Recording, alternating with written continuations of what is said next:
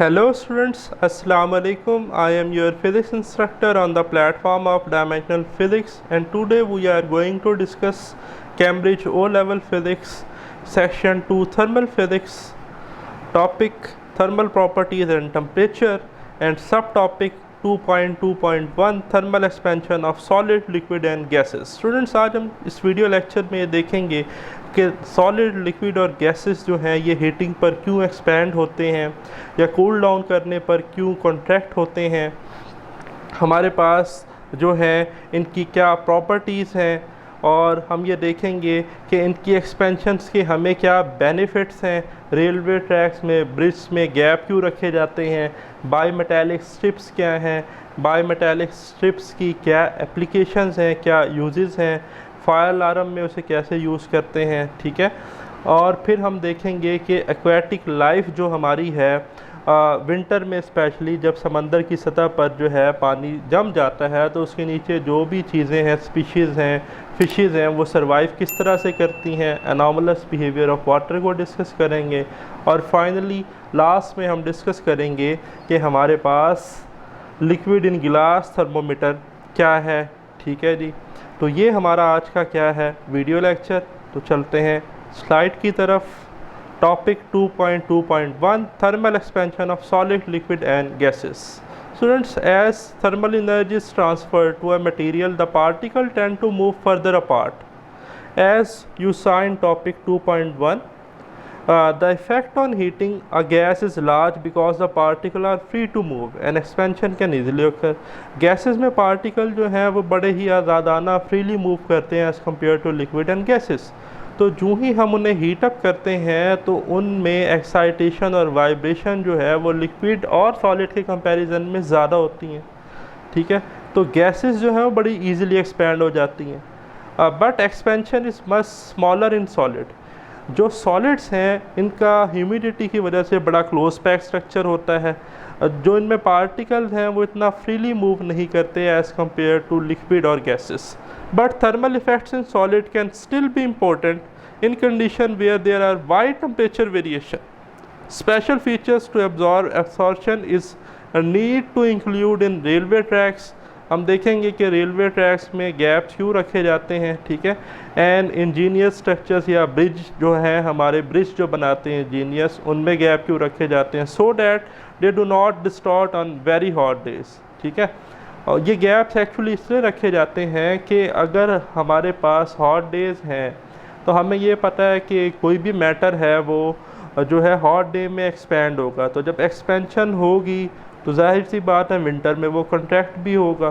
तो अगर कोई गैप ही नहीं होगा तो जो पैटर्न है वो बड़े इरेगुलर बनेंगे। अभी मैं आपको नेक्स्ट पेज पर दिखाता भी हूँ। So in this topic you will encounter some everyday application and consequence of expansion in solid and liquid. So student, ये देखें जी, ये आपके सामने रेलवे ट्रैक्स की डायग्राम है। अब आप देख रहे हैं कि जो रेलवे ट्रैक है इसमें यहाँ पर गैप्स आपको नज़र आ रहे हैं, ठीक है। ये गैप्स इसलिए रखे जाते हैं कि नॉर्मली समर में जो लेंथ है हमारे पास वो मैटर की क्या होती है जी, एक्सपैंड होती है, एक्सपेंशन होती है। तो जब एक्सपेंशन होती है तो ये गैप्स फिल हो जाते हैं, और विंटर में लेंथ कंट्रैक्ट होती है तो ये गैप्स दोबारा प्रोड्यूस हो जाते हैं। अल्लाह ना करे अगर ये गैप्स हम ना रखें तो ये रेलवे ट्रैक्स कुछ इस तरह के जिगजैग पैटर्न होंगे, तो यहाँ पर बहुत सारे हादसात हो सकते हैं। अगर ट्रेन आएगी तो वो डी ट्रैक हो जाएगी, ठीक है, हो सकता है वो इस रेलवे ट्रैक से ही उतर जाए। तो हमें थर्मल एक्सपेंशन के आप देख रहे हैं कि रेलवे ट्रैक्स में फ़ायदे हैं। इसी तरह नॉर्मली जब हम ब्रिज बनाते हैं, लाइक मेट्रो स्टेशन का ब्रिज है, ठीक है, या रोड्स हैं, उनमें भी हम गैप्स रखते हैं, ठीक है। वो गैप्स हम इसलिए ही रखते हैं कि अगर ये एक्सपैंड होते हैं तो ये ईज़िली एक्सपैंड हो, ये एक दूसरे के साथ कांटेक्ट ना करें, इनकी शेप पर कोई इफ़ेक्ट ना हो। फिर है student thermal expansion. Thermal expansion according to kinetic particle model, topic 2.1.2, the particles of solid liquid are in constant vibration। जैसा कि हम जानते हैं कि तीनों states of matter में पार्टिकल जो हैं वो constantly to and fro vibrate करते हैं, ठीक है। when heated they vibrate faster, क्योंकि हीट करने से जो है वो उनकी काइनेटिक एनर्जी जो है ज़्यादा हो जाती है, रेट ऑफ एक्साइटेशन ज़्यादा होता है, रेट ऑफ कूलियन बढ़ता है, ठीक है, और थर्मल एक्सपेंशन होती है। So force each other a little further apart and expansion result. अब इन तीनों डायग्राम में ज़रा ऑब्जर्व करें। लेट्स से जी ये हमारे पास स्टील है और ये उसमें पार्टिकल्स हैं। जब टेम्परेचर कम है तो ये पार्टिकल्स स्टिल वाइब्रेट कर रहे हैं, बट अभी भी यहाँ पर कोई ना कोई स्पेसिफिक पैटर्न है। बट जो हम टेम्परेचर इंक्रीज़ करते जाएंगे तो अब आप देख रहे हैं कि इसमें इरेगुलरिटी जो है वो आना शुरू हो गई है, इनका रेट ऑफ वाइब्रेशन जो है वो बढ़ना शुरू हो गया। और टेम्परेचर बढ़ाएंगे और ज़्यादा इरेगुलरिटी आ जाएगी और ये एक्सपैंड होना शुरू हो जाएंगे। देखें यहाँ पर एक्सपेंशन कम थी, टेम्परेचर बढ़ाया, एक्सपेंशन ज़्यादा हुई, और टेम्परेचर बढ़ाया, ये और ज़्यादा एक्सपैंड हो गए। यहाँ पर इनके दरमियान गैप्स जो है वो कम था, बट हायर टेम्परेचर पर देखें इनके दरमियान में गैप ज़्यादा है, ठीक है। तो ये और तेज़ी से वाइब्रेट करेंगे। तो इसी को ही हम क्या कहते हैं, thermal expansion. Therm stand for heat और टेम्परेचर, एक्सपैंड मीन फैलना, ठीक है। तो हीट की वजह से किसी चीज़ का एक्सपैंड हो जाना। Now student, relative expansion of solid, liquid and gases. अब ये स्टूडेंट आपके पेपर में शॉर्ट क्वेश्चन भी आ सकता है, तो इसको गौर से सुनिएगा। The linear mean one dimension और इन लेंथ। द लीनियर और length expansion of solid is small and for the effect to be noticed the solid must be long or the temperature change must be large। अब आप देखें student, example है यहाँ पर, for a 1 metre length of steel the linear expansion is 0.012 millimetre. 1 metre का अगर हमारे पास steel है जिसकी लेंथ है, ठीक है, तो उसमें लीनियर एक्सपेंशन जो आ रही है वो कितनी आ रही है, जस्ट 0.012 मिलीमीटर। मिली मीन्स के 10⁻⁻³ इतनी छोटी change for 1 degree centigrade rise in temperature. तो आपने देखा कि सॉलिड को हीट करने से एक्सपेंशन तो आई, बट वो कितनी ज़्यादा कम आई। But students, liquid typically expand about 5 times more than solid for a given temperature rises, ठीक है जी। लिक्विड में 5 गुना ज़्यादा जो है वो एक्सपेंशन होगी as compare to solid. Typically gases expand 20 times more than liquids, और एज़ कम्पेयर टू लिक्विड्स जो गैसेस हैं वो 20 टाइम्स क्या होंगी, expand.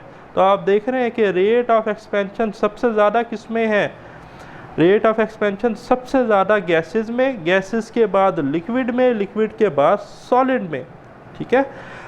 This figure indicates that gases expand much more rapidly than liquid and liquid expand more rapidly than solids. ये देखें जी, in diagram में आपको नज़र आ रहा है। सपोज करें पहले हमारे पास आइस क्यूब था, सॉलिड था, जो ही हमने इसको हीटअप दिया, इसने सराउंडिंग से हीट ली, ठीक है, तो ये लिक्विड में चेंज हो गया, एक्सपैंड हो गया।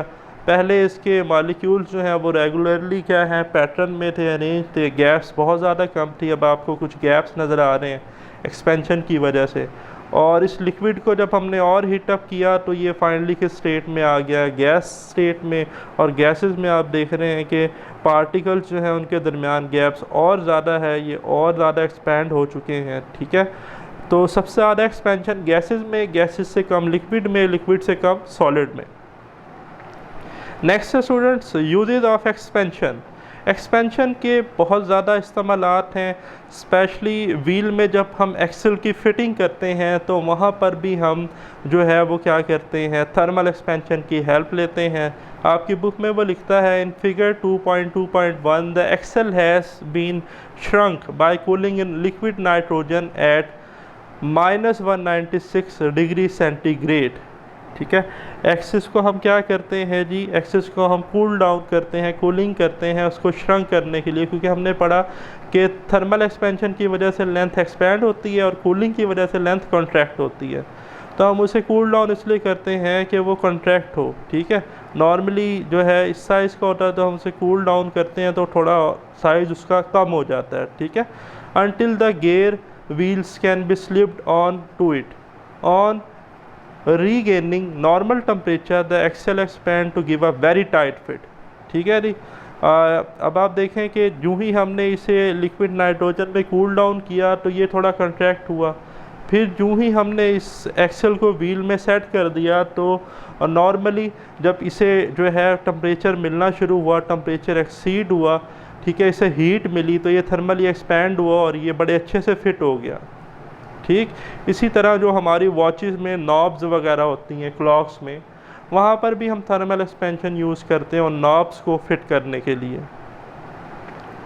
फिर स्टूडेंट, अगर आपके पास घर में कोई बोतल है, लाइक कोई सिरप है, ठीक है जी, और उसकी जो आपके पास लिड है, ढक्कन है, वो आपसे ओपन नहीं हो रहा, आपने हर तरह से हर मुमकिन कोशिश कर ली और अब वो ओपन ही नहीं हो रहा, तो आप क्या करेंगे?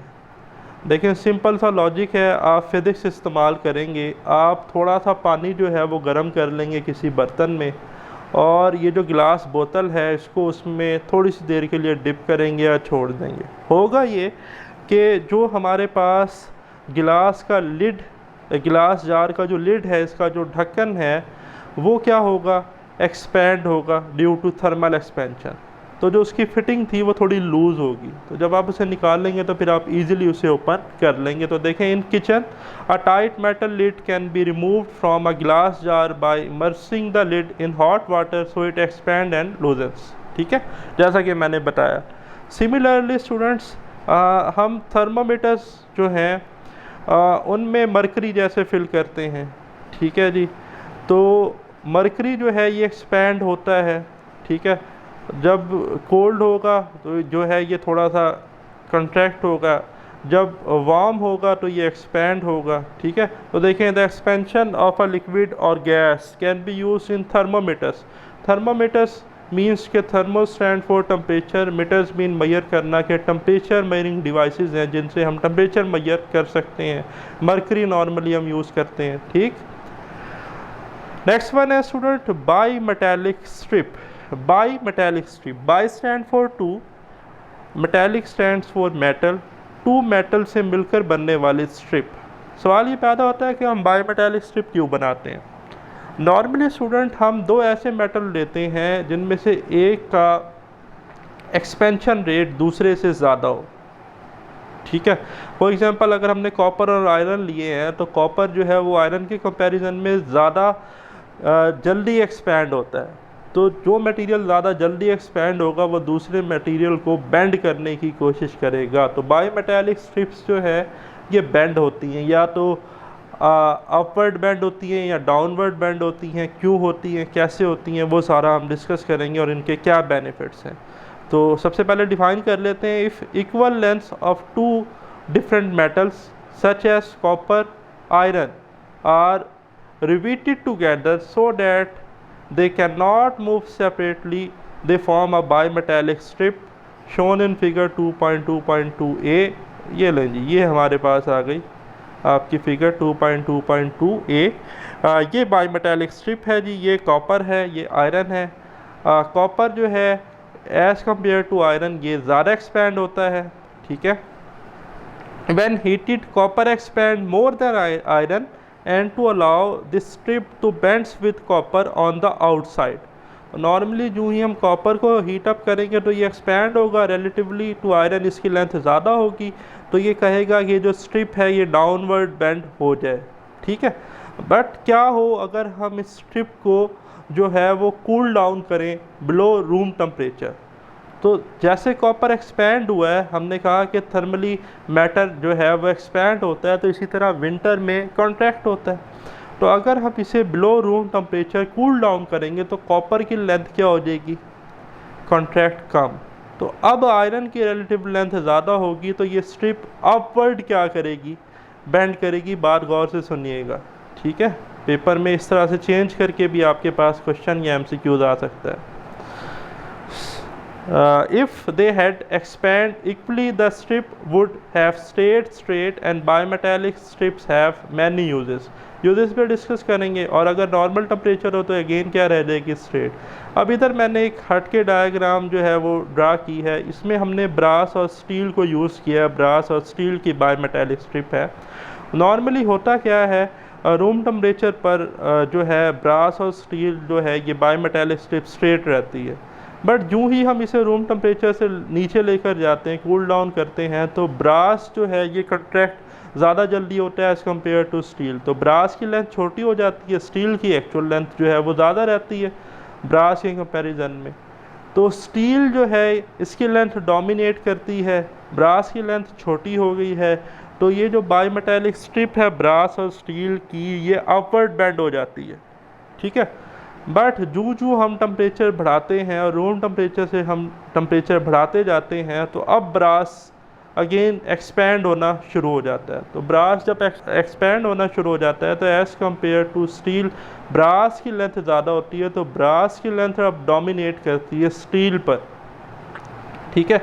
तो बाई मेटालिक स्ट्रिप जो है ब्रास और स्टील की ये बेंड हो जाती है डाउनवर्ड, ठीक है।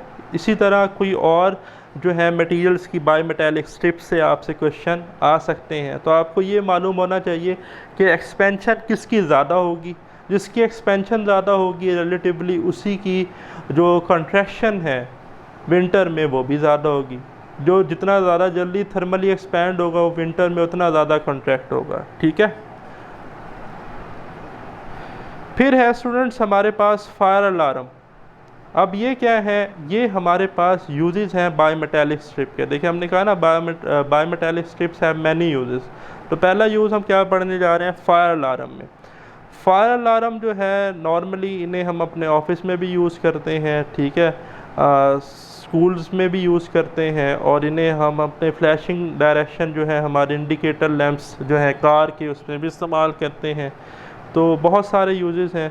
तो अब ज़रा पहले इधर देखें, heat from the fire makes the bimetallic strips bend and complete the electrical circuit so ringing the alarm bell, इस डायग्राम में बता रहा है। अब bimetallic strip is also use in this way to work the flashing direction indicator lamps in a car being wound by an electrical heating coil wound round it. अब normally होता क्या student कि अल्लाह ना करे अगर किसी building में आग लग गई है और वहाँ पर ये फायर अलार्म लगा हुआ है, तो फायर अलार्म में बाई मेटालिक स्ट्रिप होती है। पहले तो हम देख लेते हैं फायर अलार्म का सर्किट क्या है। स्टूडेंट्स ये हमारे पास सिंपल सा सर्किट है, 3 कंपोनेंट्स होते हैं फायर अलार्म में, इलेक्ट्रिक बेल, डीसी सोर्स, और फाइनली हमारे पास bimetallic strip as a switch. अब स्विच का काम क्या होता है, सर्किट को क्लोज कर देना या ओपन कर देना, ठीक है, ऑन ऑफ कर देना। तो यहाँ पर बाई मेटालिक स्ट्रिप जो है वो स्विच का काम करती है। अब ये जो हमारे पास बाई मेटालिक स्ट्रिप है ये है कॉपर और आयरन की। तो हमने ये देखा है नॉर्मली अल्लाह ना करे कि अगर किसी बिल्डिंग में आग वगैरह लग जाती है, ठीक है, तो कॉपर जो है ये क्या होता है, इसकी थर्मल एक्सपेंशन ज़्यादा है, एक्सपैंड होता है एज़ कम्पेयर टू आयरन। तो ये जो कॉपर है इसकी लेंथ इंक्रीज़ होती है, थर्मली एक्सपैंड होता है। तो ये कॉपर जो है ये डोमिनेट करता है किस पर जी, ये आप देख रहे हैं आयरन पर, ठीक है। तो जब ये डोमिनेट करता है तो ये बाई मेटालिक स्ट्रिप बेंड होती है अपवर्ड, क्योंकि कॉपर की लेंथ इंक्रीज होना शुरू हो गई है। तो ये स्ट्रिप अब स्ट्रेट नहीं रहती, ये इस तरह की बन जाती है, नीचे मैंने ड्रा की है। क्यों, क्योंकि कॉपर की लेंथ जो है वो ज़्यादा हो गई किसके कंपैरिजन में, आयरन के कंपैरिजन में। तो ये स्ट्रिप बेंड हो गई अपवर्ड और ये इस कंटेक्ट के साथ मिल जाती है, सर्किट क्लोज हो जाता है और ये बेल जो है रिंग होना बजना शुरू हो जाती है। तो इसलिए इसे हम कहते हैं फायर अलार्म। तो कहीं आग लगेगी तो ये अलार्म ऑन हो जाएगा, वर्किंग मोड में आ जाएगा, ठीक है। नेक्स्ट है हमारे पास thermostat. Thermo mean temperature, stat mean constant or remain unchanged. A thermostat keeps the temperature of a room or appliance constant. ऐसी डिवाइस बच्चों जो रूम का या अप्लायंस का टेम्परेचर कांस्टेंट रखे, बरकरार रखे। नॉर्मली जब हम आयरन यूज़ करते हैं स्त्री घरों में तो सम टाइम टेम्परेचर बहुत ज़्यादा बढ़ना शुरू हो जाता है। तो आयरन जो है इसमें भी बाई मेटालिक स्ट्रिप लगी हुई होती है। जब टेम्परेचर जो है वो एक सर्टेन रेंज से ज़्यादा हो जाता है तो यहाँ पर जो सर्किट है वो एकदम से ओपन सर्किट हो जाता है और वर्किंग जो है वो रुक जाती है। जब तक वो टेम्परेचर कूल डाउन नहीं होता तो तब तक जो आयरन है उसको करंट की सप्लाई नहीं मिलती। तो a thermostat keeps the temperature of a room और appliance constant. The one is figure 2.2.3b use a bimetallic strip in electrical heating circuit, for example an iron. When the iron reaches the required temperature, the strips bend down, breaks the circuit and at the contacts and switch off the heater. After cooling a little, the strip remakes contact and turns the heater on again. A near steady temperature results. Friends देखें normally होता क्या है कि जो है for example iron से हम अपने जी कपड़े प्रेस कर रहे हैं, तो हमने एक ख़ास जो है टेम्परेचर रेंज सेलेक्ट की हुई है, इसे हीट मिल रही है। अगर वो हीट इतनी ज़्यादा हो जाती है कि अब जो है वो इसकी यूँ समझ लें कि बर्दाश्त से बाहर हो जाता है, तो ये जो बाई मेटेलिक स्ट्रिप को हीट मिलती है, तो बाई मेटेलिक स्ट्रिप किसकी थी? कॉपर और आयरन की। तो कॉपर एक्सपैंड होता है। कॉपर जब एक्सपैंड होता है तो रिलेटिव टू आयरन ये स्ट्रिप क्या हो जाती है? बेंड।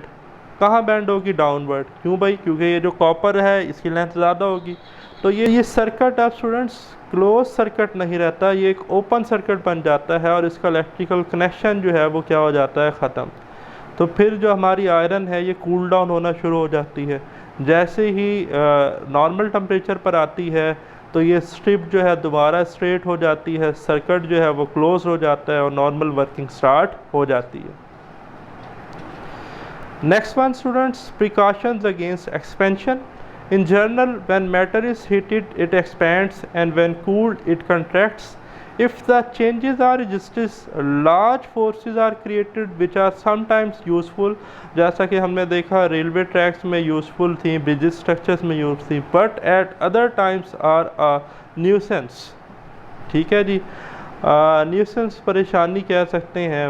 ठीक है जी, परेशानी ऐसे कि आप सपोज़ करें कि गर्मियों में आपके पास प्लास्टिक्स की चेयर हों घर में, ठीक है, और वुड्स की टेबल हों, आप जो है मौसम अच्छा हो और आप कहें कि भाई आज हम जो है बाहर लॉन में बैठ के कुछ इंजॉय करेंगे, खाए पिएंगे, और गलती से वो चेयर्स या वो टेबल्स लॉन में ही पड़ी रहें और नॉर्मली नेक्स्ट डे जो है वो वेदर कंडीशंस जो हैं वो क्लाउडी ना हो, ठीक है जी, सूरज जो है वो अपने अरूज पर हो और वो जो टेबल्स थी और चेयर्स थी उन पर धूप पड़ती रहे।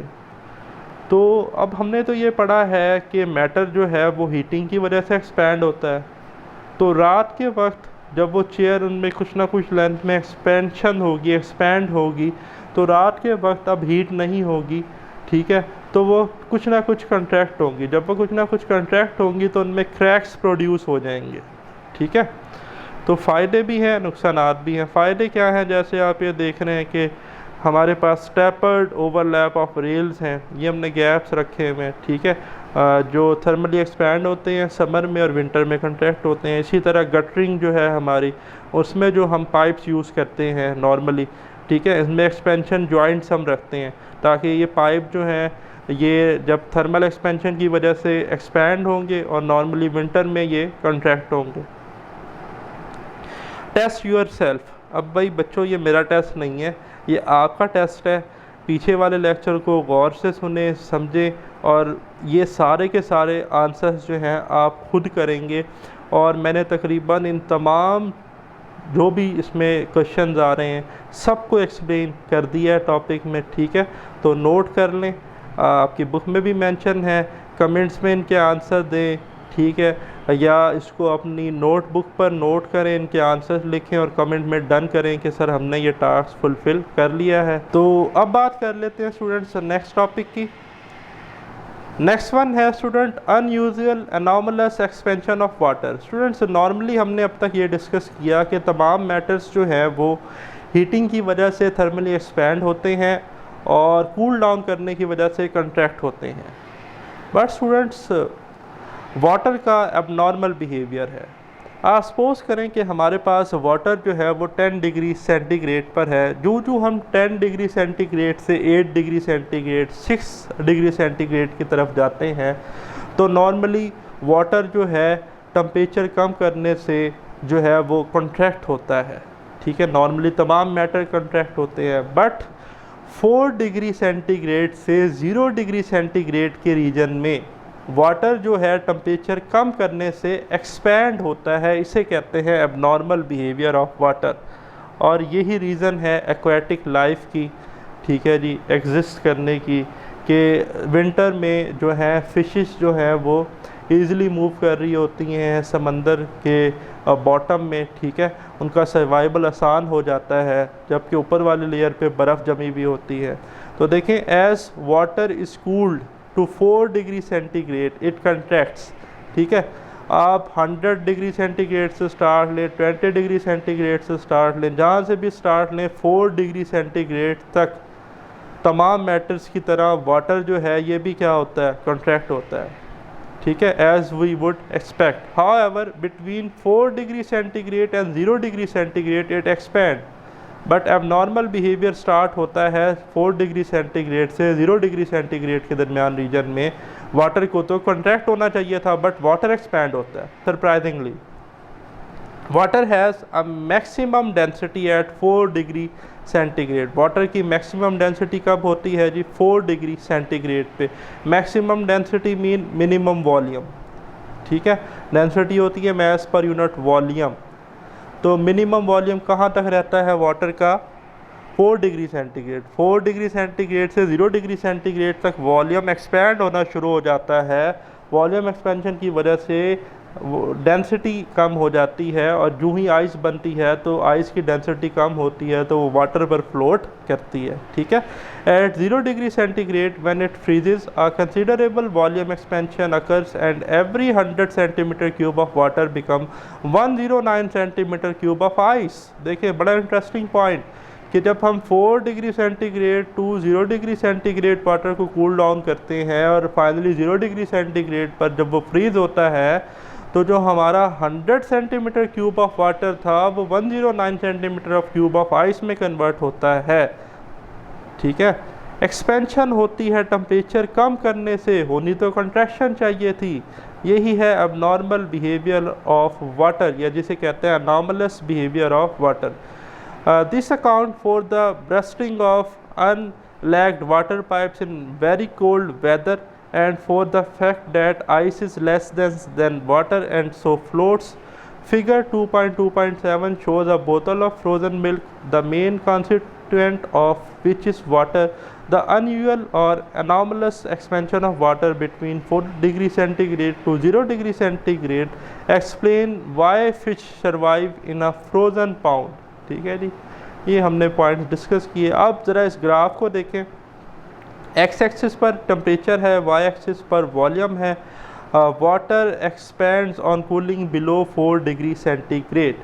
अब इस ग्राफ को यहाँ से स्टार्ट करते हैं। सपोज़ करें कि वाटर का टेम्परेचर जो है वो है 16 डिग्री सेल्सियस। कितना है, 16 डिग्री सेल्सियस। अब जो हम टेम्परेचर कम करते जा रहे हैं तो आप ज़रा यहाँ से ऑब्ज़र्व करें। अब इस पॉइंट पर ये वैल्यू थी वॉल्यूम की, तो जो हम टेम्परेचर डिक्रीज़ करते जा रहे हैं तो वॉल्यूम कम होता जा रहा है। ये ग्राफ क्या बता रहा है कि 16 डिग्री सेंटीग्रेड से जो हम 12.8 की तरफ जा रहे हैं तो ये वॉल्यूम कम होता जा रहा है। ठीक है, कम होते होते होते फाइनली कहाँ तक कम हुआ, 4 डिग्री सेंटीग्रेड तक। बट 4 डिग्री सेंटीग्रेड के बाद जो हम टेम्परेचर कम करते हैं तो यहाँ पर वॉल्यूम को तो मज़ीद क्या होना चाहिए था, कम। बट हम ये ऑब्ज़र्व करते हैं कि वॉल्यूम कम होने के बजाय बढ़ना शुरू हो जाता है। तो ये जो स्टूडेंट रीजन है 4 डिग्री सेंटीग्रेड से 0 डिग्री सेंटीग्रेड तक, इस रीजन को ही हम कहते हैं अनॉमलस बिहेवियर ऑफ वाटर, जहाँ पर टेम्परेचर डिक्रीज़ करने से वॉल्यूम डिक्रीज़ होना चाहिए था बट वॉल्यूम इंक्रीज़ हुआ। ठीक है, तो जब आइस बनी तो आइस जो है अब वॉल्यूम इंक्रीज़ हुआ तो डेंसिटी होती है मास पर यूनिट वॉल्यूम, तो वॉल्यूम तो अब हमारे पास इंक्रीज़ हुआ तो डेंसिटी डिक्रीज़ हो गई। तो इस वजह से जो आइस है वो वाटर पर फ्लोट करती है। ठीक है, तो अब आप ये देखें जी, result of expansion of water on freezing. अब ये जो है हमने मिल्क की अभी बात की थी कि एक गिलास जार में हमने मिल्क को फ्रीज़ किया, तो एबनॉर्मल बिहेवियर ऑफ वाटर की वजह से, ठीक है, ये बोतल जो है ये क्या हो गई जी, ये बोतल जो है ये टूट गई। ठीक है, अब आपको घर के लिए मैं एक छोटा सा टास्क देता हूँ। घर में एक बोतल ले लें, ठीक है, प्लास्टिक की ले लें तो ज़्यादा बेहतर है, ग्लास की होगी तो टूट भी सकती है। प्लास्टिक की बोतल लें और उसको तकरीबन यहाँ तक वाटर से फिल करें, थोड़ा सा गैप रख दें उसमें, और उसको जो है 1-2 दिन के लिए फ्रिज में रख दें, फ्रीज़र में। जब वो फ्रीज़ हो जाएगी तो आप ये ऑब्ज़र्व करेंगे जो आपने थोड़ा सा गैप छोड़ा होगा पानी का, वो गैप आपको नज़र नहीं आएगा due to anomalous behaviour of water, क्योंकि जब आइस बनेगी तो वॉल्यूम इंक्रीज़ होगा, ठीक है, तो ये वॉल्यूम जो है एक्सपेंड हो जाएगा, आपको जो आपने गैप छोड़ा था वो नज़र ही नहीं आएगा, ठीक है। तो नॉर्मली विंटर में जैसे अंटार्कटिका है, ऐसे ममालिक या जगहें या शहर जहाँ पर जो है वो दर्जा हरारत बहुत ज़्यादा कम होता है, यानी कि सर्दी बहुत ज़्यादा होती है, तो वहाँ पर जो नॉर्मली पाइप्स भी होते हैं प्लास्टिक के, उनमें अगर बर्फ़ जमना शुरू हो जाती है तो वो ब्रस्ट हो जाते हैं, ठीक है, आइस फ्लोट करती है तो वो टूट जाते हैं। और fish can survive in a frozen pound. अब आप ये देखें कि ये जो लेयर है यहाँ पर आइस बनी हुई है, देख रहे हैं, ये ऊपर आपको एक डॉग सा नज़र आ रहा है, बॉल लेकर भाग रहा है, नीचे जो है ये फ़िश खुशी खुशी अपने मज़े कर रही हैं, एंजॉय कर रही हैं, ठीक है, इजली चल रही हैं। तो अल्लाह ताला की शान है, कुदरत है, ठीक है, अनॉमलस बिहेवियर ऑफ वाटर की वजह से जो है ऊपर जो है वो क्या है, बहुत ज़्यादा सर्दी है और नीचे जो है वो नॉर्मल टेम्परेचर है।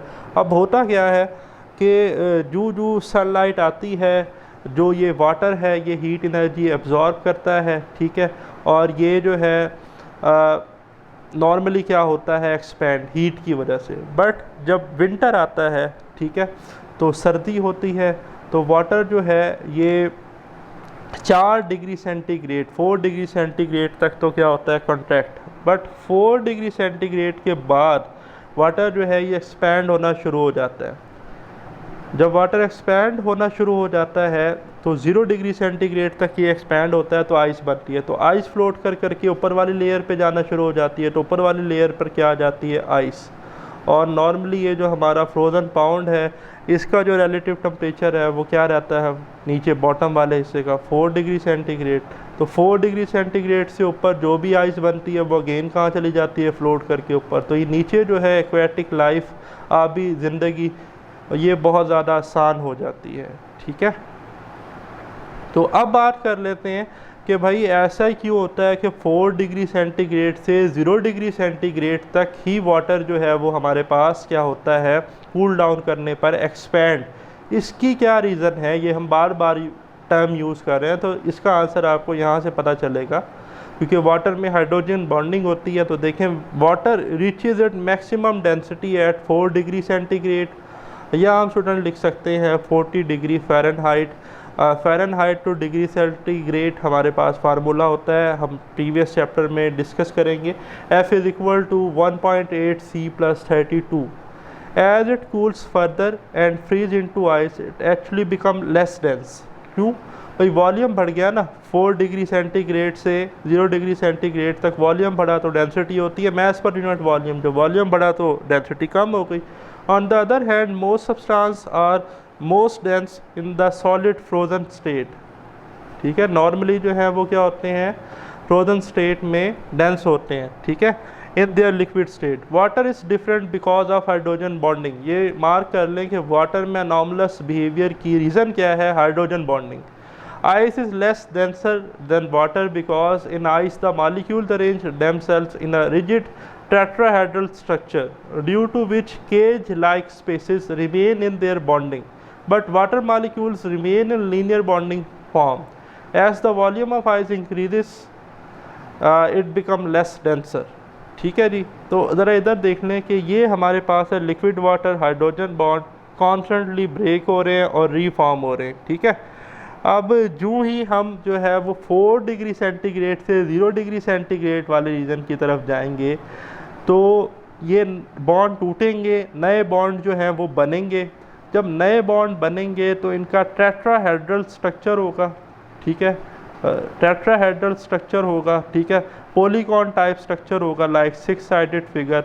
तो आप देख रहे हैं कि ये क्या करेंगे, एक तो ये केज लाइक स्पेसेस जो है बनाएंगे, ठीक है, इनके दरमियान लिक्विड में स्पेसेस कम थी, लेकिन आइस में आप देख रहे हैं कि हाइड्रोजन बॉन्ड्स जो हैं वो ज़्यादा स्टेबल होंगे, ठीक है, और इनके दरमियान स्पेसेस ज़्यादा होंगी। तो स्पेसेस ज़्यादा होंगी तो वॉल्यूम ज़्यादा होगा, वॉल्यूम ज़्यादा होगा तो डेंसिटी कम होगी, डेंसिटी कम होगी तो आइस वाटर पर फ्लोट करेगी, ठीक है। नेक्स्ट है liquid in glass thermometer. The temperature of a body tells us how hot the body is. Normally temperature हमें ये बताता है डिग्री ऑफ हॉटनेस और coldness of a body. It is measured using a thermometer. Thermometer is a temperature measuring device usually in degree Celsius or 0 degrees Celsius. In the liquid in a glass thermometer, the liquid in glass bulb expands up a capillary tube when the tube bulb is heated. ठीक है जी, जब tube bulb heat होता है तो जो normally हम mercury use करते हैं थर्मोमीटर में वो एक्सपैंड होता है. The liquid must be easily seen and must expand और contract rapidly and by a large amount over a wide range of temperature. ठीक है, इस तरह के मटेरियल को हम कहते हैं thermometric material. It must not stick to the inside of the tube. इसकी एक ये करैक्टरिस्टिक है कि ये ग्लास ट्यूब के साथ कोई कांटेक्ट ना करे, उसके साथ चुपके ना, उसके साथ लगे ना. नॉर्मली पानी जो है अगर हम किसी जगह पे गिरता है तो उसके साथ लग जाता है, बट मरकरी जो है वो थर्मोमीटर की सरफेस के साथ टच नहीं होता, स्टिक नहीं होता. ठीक है, और the reading will be too high when the temperature is falling. ठीक है, अगर टेम्परेचर जो है वो हमारे पास कम भी हो तो उसकी रीडिंग जो है वो बेहतर रहे. Mercury and coloured alcohol are commonly use in liquid. जैसे मैंने बताया मरकरी Hg को हम यूज़ करते हैं या कलर्ड अल्कोहल को हम यूज़ करते हैं लिक्विड थर्मोमीटर में. ठीक है, mercury freeze at -39 degree Celsius and boils at 357 degree Celsius but is a toxic material. A non toxic metal alloy substance for mercury such as galinstan. ठीक है, galinstan is often nowadays it melts -19 degree Celsius and boils at 1300 degree Celsius. Alcohol freeze at -115 degree Celsius and boils at 78 degree Celsius and therefore more suitable for low temperature. ठीक है जी, तो ये तो theory थी simple सी. Next one है scale of temperature. यहाँ से आपके पेपर में MCQs आ जाते हैं तो गौर से सुनना है. A scale and unit of temperature are obtained by choosing two temperature called the fixed points. Thermometer में दो पॉइंट्स होते हैं जिसे फिक्स पॉइंट्स कहते हैं and dividing the range between them into a number of equal divisions और degree. ठीक है जी, उनको इक्वल डिवीजन्स या डिग्रीज में हम डिवाइड करते हैं. On the Celsius scale, Celsius scale जो है जी ये स्वीडिश साइंटिस्ट थे एंड्रस सेल्सियस जिनके नाम पर रखा गया. उन्होंने इसका मशवरा दिया सेल्सियस स्केल का. The lower fix point in the temperature of pure melting ice. ठीक है जी, जो लोअर फिक्स पॉइंट है उसे हम क्या लेते हैं temperature of pure melting ice. और वो प्योर मेल्टिंग आइस का टेम्परेचर होता है 0 डिग्री सेल्सियस. कितना होता है? 0 degree Celsius. And the upper fix point is the temperature of steam. Is the temperature of steam in above water boiling at normal atmospheric pressure 105 Pascal or Newton per meter square and is taken as 100 degree Celsius. तो lower fix point का temperature जो है वो है 0 degree Celsius और upper fix point का temperature जो है वो है 100 डिग्री सेल्सियस. ठीक है, ये दो पॉइंट्स याद रखने हैं आपने. When the fixed point have been marked on the thermometer, the distance between them is divided into 100 equal degrees, figure 2.2.9. The thermometer now has a linear scale. In other words, it has been calibrated or graduated. Okay? तो लीजिए diagram आ गई हमारे पास. Thermometer scale in degree Celsius. ठीक है, ये जो है हमने अभी बात की इसकी, ये वाला लोअर फिक्स पॉइंट टेम्परेचर. ठीक है, ये देखें आइस पॉइंट यहाँ पर लिखा है उसने लोअर फिक्स पॉइंट की जगह 0 डिग्री सेल्सियस. ठीक है, और हायर फिक्स पॉइंट यानी कि स्टीम पॉइंट वो कितना है 100 डिग्री सेल्सियस. और 0 डिग्री सेल्सियस से 100 डिग्री सेल्सियस के दरमियान 100 डिग्री है. ठीक है जी हमारे पास. तो हमने पढ़ा कि हमने इसको क्या किया हुआ है जी, हमने इसको 100 इक्वल डिग्रीज में डिवाइड किया हुआ है. तो बस आपने ये याद रखना है कि आइस पॉइंट 0 डिग्री सेल्सियस है और स्टीम पॉइंट 100 डिग्री सेल्सियस है. ठीक है, तो टेस्ट योर सेल्फ. अब क्वेश्चन आपके सामने है. Explain the relative order of magnitude of expansion solid liquid and gases. मैं एक्सप्लेन कर चुका हूँ. What is mean by anomalous behaviour of water, बड़ी डिटेल में एक्सप्लेन किया. Name two consequence of usual expansion of water, ये भी बताया. आप लिखें describe the action of liquid in a glass thermometer, ये भी हमने पढ़ा. तो भाई टेस्ट योर सेल्फ जो है ना, ये आपके लिए इंतहाई आसान हो जाएगा अगर आप इस वीडियो लेक्चर को गौर से सुनते हैं, समझते हैं. इसी वजह से मैंने इस टॉपिक के तमाम पॉइंट्स जो है उनको कवर किया है. ठीक है, होप सो कि आपने इसको बेहतर अंडरस्टैंड किया होगा। अब जो है वो हम इस वीडियो लेक्चर के पार्ट 2 की तरफ मूव होते हैं, जो कि है न्यूमेरिकल प्रॉब्लम्स और एमसीक्यूज़ को सॉल्व करने का, जो मोस्टली ओ लेवल के स्टूडेंट्स के वर्कशीट्स में आते हैं, पेपर्स में आते हैं। तो फर्स्ट क्वेश्चन आपके सामने डिस्प्ले पर है, a student wishes to check the upper and lower fix points on a Celsius scale thermometer. एक स्टूडेंट है, उसकी ख्वाहिश है कि वो अपर और लोअर फिक्स पॉइंट जो है सेल्सियस स्केल थर्मामीटर के चेक करे। She has 4 beakers P, Q, R and S. Beaker P contains mixture of ice and salt. Beaker Q contain mixture of ice and water. Beaker R contain boiling salt solution. Beaker S contains boiling water. Which two beakers should she use to check the fixed points?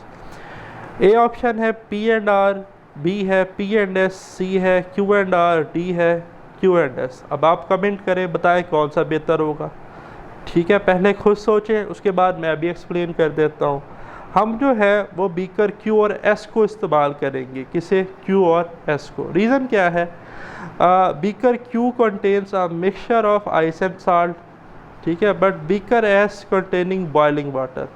जो beaker Q है ये हमें देगा lower fix point, mixture of ice and water है, और ice का freezing point कितना होता है? 0 डिग्री सेल्सियस। और जो बीकर S है कंटेनिंग बॉइल्ड वाटर, और बॉइल्ड वाटर का जो हमारे पास टेम्परेचर होता है वो होता है 100 डिग्री सेल्सियस। तो ये हमें अपर फिक्स पॉइंट के बारे में बताएगा। तो हम डी ऑप्शन को जो है जी मार्क कर लेंगे।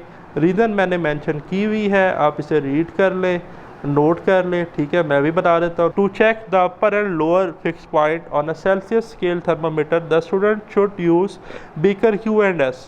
Beaker Q, which contain a mixture of ice and water, will be used to check the lower fixed point of 0 degree Celsius, because at this temperature ice and water coexist in equilibrium.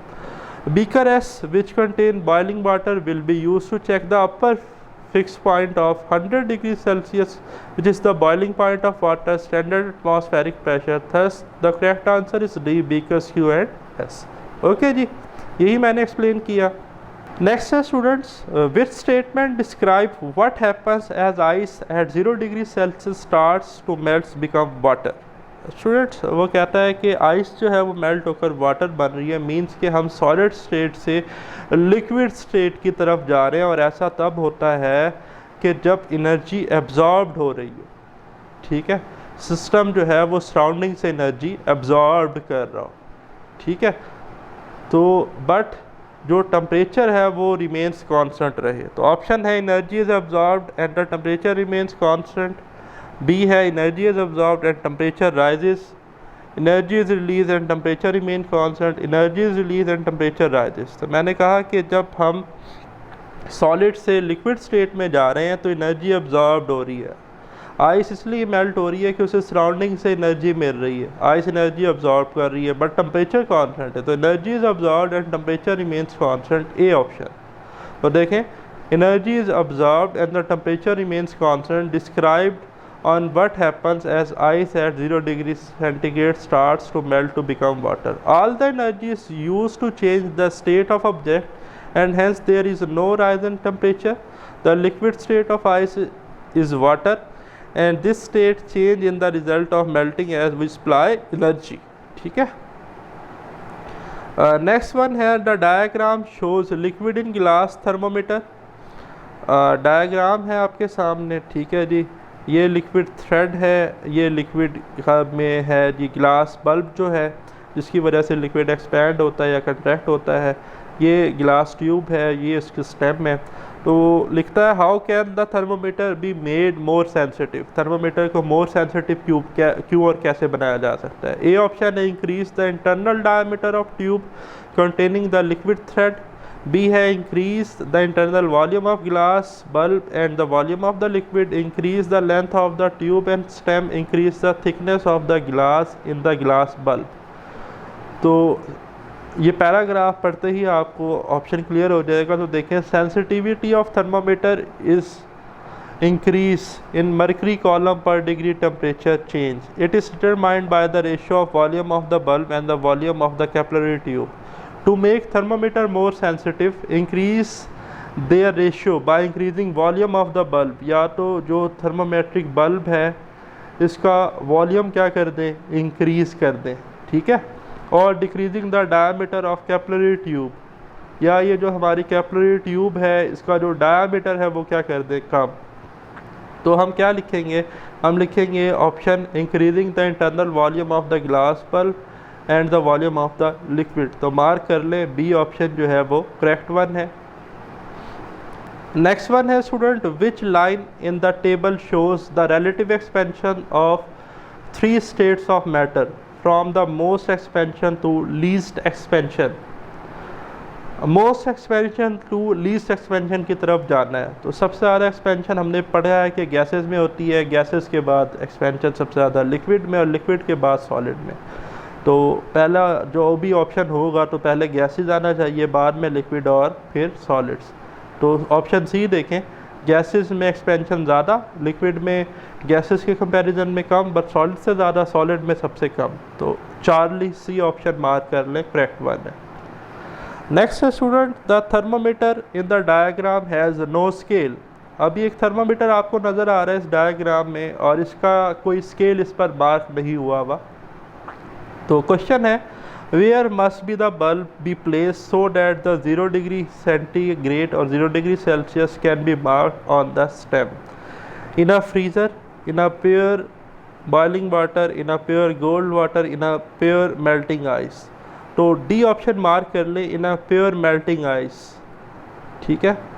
Reason क्या है, to make 0 degree Celsius on thermometer we need to put it in the where the temperature is 0 degree Celsius. As we know that the temperature in pure melting ice is 0 degree Celsius, so we should put thermometer in pure melting ice to mark on scale, hence D option is the correct one.